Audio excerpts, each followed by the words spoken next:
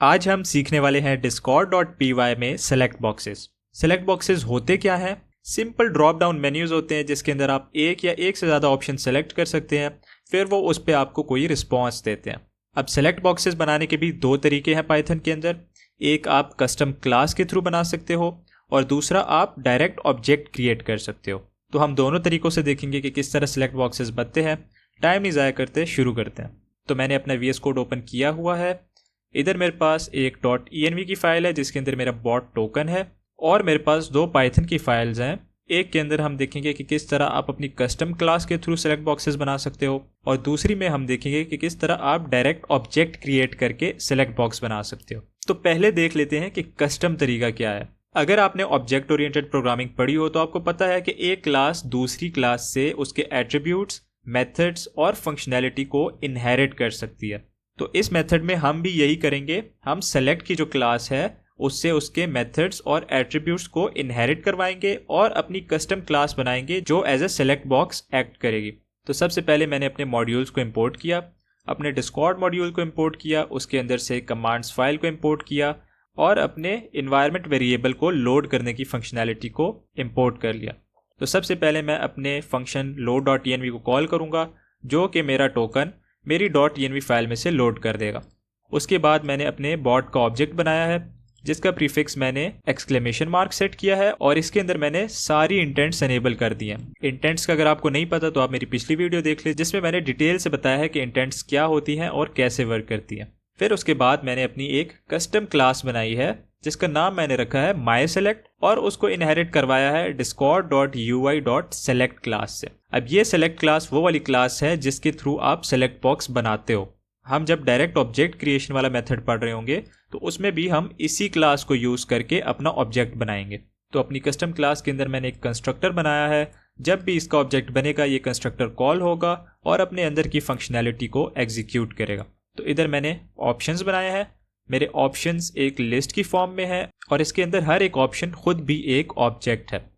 अब ये ऑब्जेक्ट हम किस क्लास से बना रहे हैं? ये discord.selectOption की क्लास से बना रहे हैं। ये सेलेक्ट ऑप्शन क्लास जो है आपसे काफ़ी सारी चीज़ें एक्सेप्ट करता है, लेकिन फिलहाल हमने सिर्फ दो ही इसमें यूज़ की है। एक पैरामीटर हमने लेबल यूज़ किया है और एक डिस्क्रिप्शन यूज़ किया।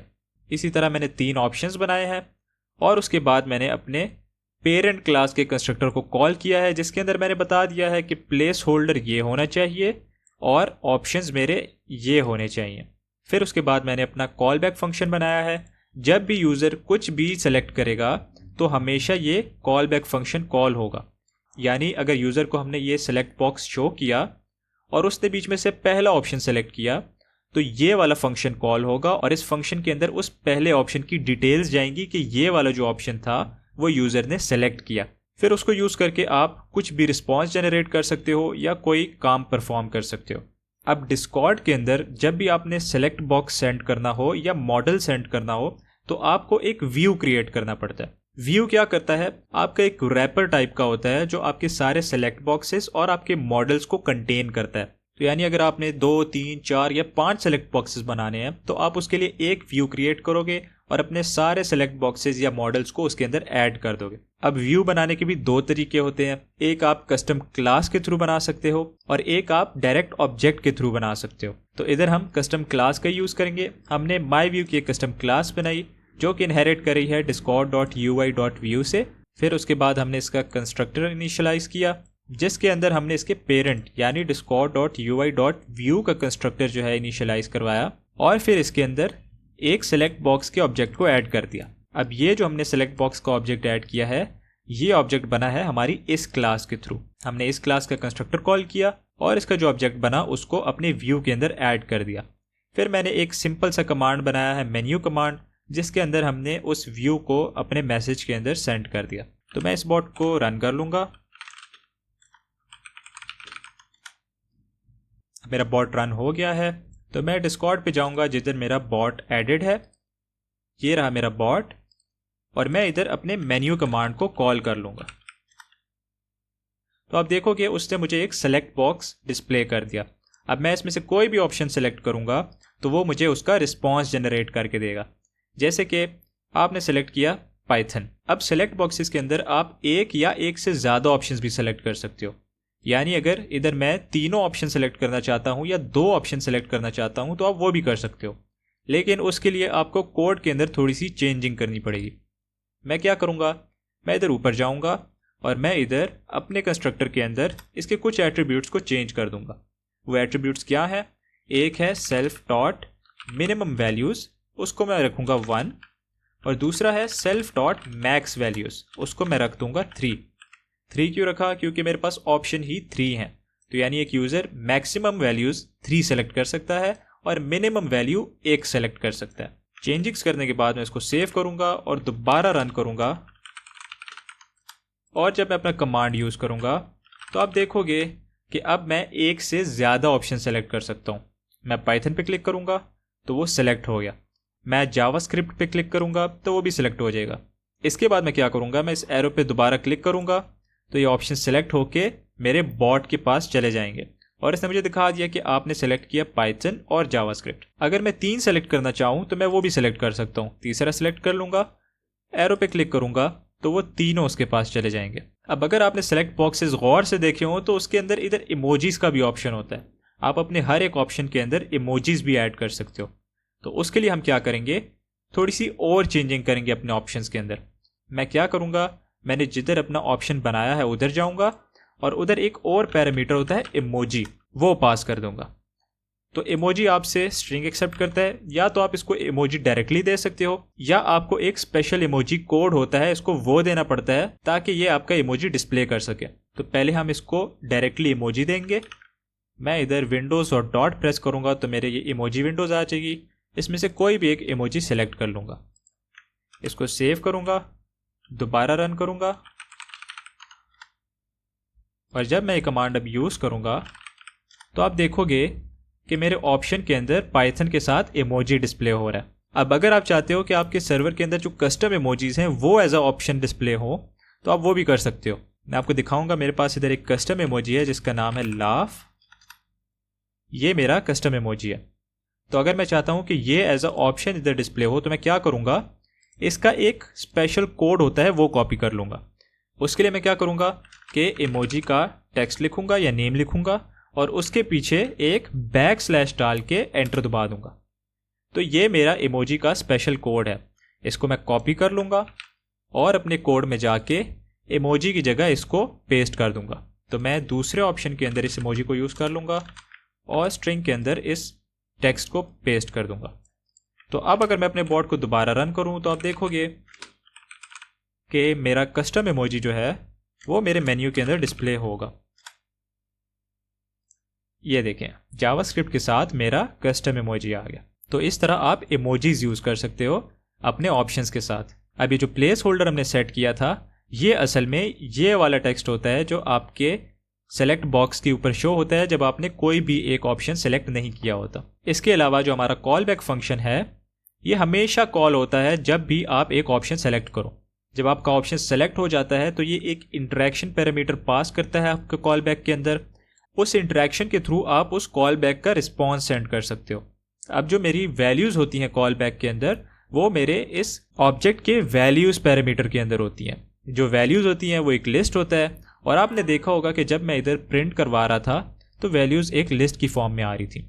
तो अगर आपने मैक्सिमम ऑप्शन 1 रखा होगा तो ये लिस्ट हमेशा एक आइटम के साथ आएगी। तो अगर आपने इसका वो आइटम एक्सेस करना होगा तो आप इसके 0th इंडेक्स के साथ उसको एक्सेस कर सकोगे। अब जैसे मैंने आपको बताया था कि एक व्यू के अंदर आप एक से ज़्यादा सेलेक्ट बॉक्सेस भी ऐड कर सकते हो। तो उसके लिए मैं इसको ही नीचे कॉपी कर लूँगा 3 बार और जब इसको दोबारा रन करूँगा तो आप देखोगे कि अब मेरा सेलेक्ट बॉक्स 3 बार अपीयर होगा। ये देखें, मेरे पास मेरा एक ही सेलेक्ट बॉक्स 3 बार अपीयर हो गया। मैं तीनों में अलग-अलग सिलेक्शन कर सकता हूँ।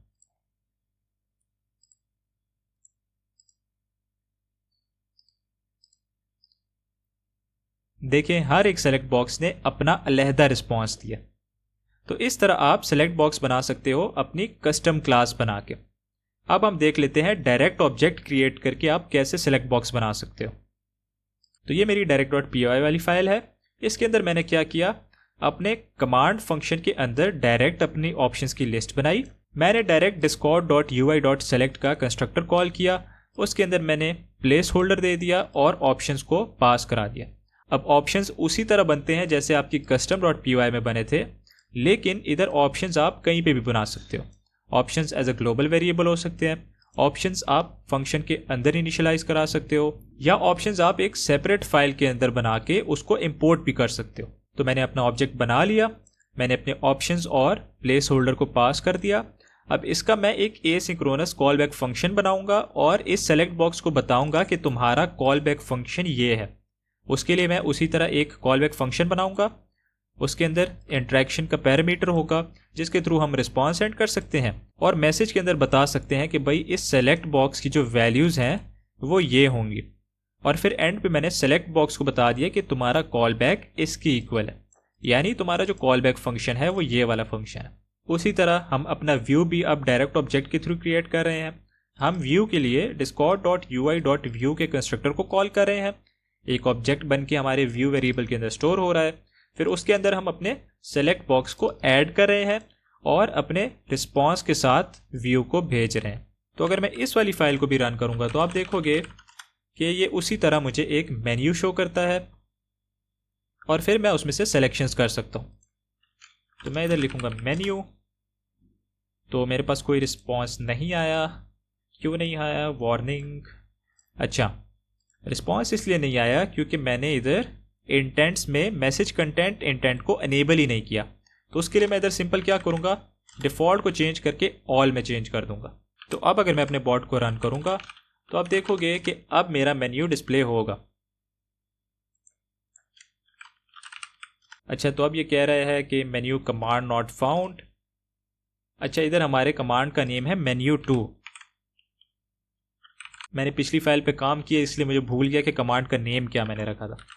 तो मेन्यू2 लिखूंगा तो अब मेरा मेन्यू शो हो गया। तो देखिए रेड ब्लू ग्रीन, मैं कुछ भी इसमें से सेलेक्ट कर सकता हूँ और ये मुझे उस ऑप्शन को शो कर देगा। अब इसके अंदर भी वैसे ही आप अपने मिनिमम और मैक्सिमम वैल्यूज़ को सेट कर सकते हो। उसके लिए आप क्या कर सकते हो, सेलेक्ट डॉट मिन वैल्यूज़ को 1 के इक्वल कर सकते हो, सेलेक्ट डॉट मैक्स वैल्यूज़ को आप 3 के इक्वल कर सकते हो। इधर अपने ऑप्शन के अंदर इमोजीज ऐड कर सकते हो। तो आपने देख लिया कि आप कैसे सेलेक्ट बॉक्सेस बना सकते हो कस्टम क्लास के थ्रू और डायरेक्ट ऑब्जेक्ट क्रिएट करके। उम्मीद करता हूँ आपको समझ आ गई होगी। कोई भी मसला आए तो आप कमेंट में पूछ सकते हैं। मिलते हैं अगली वीडियो में, तब तक के लिए learn simple and right simple.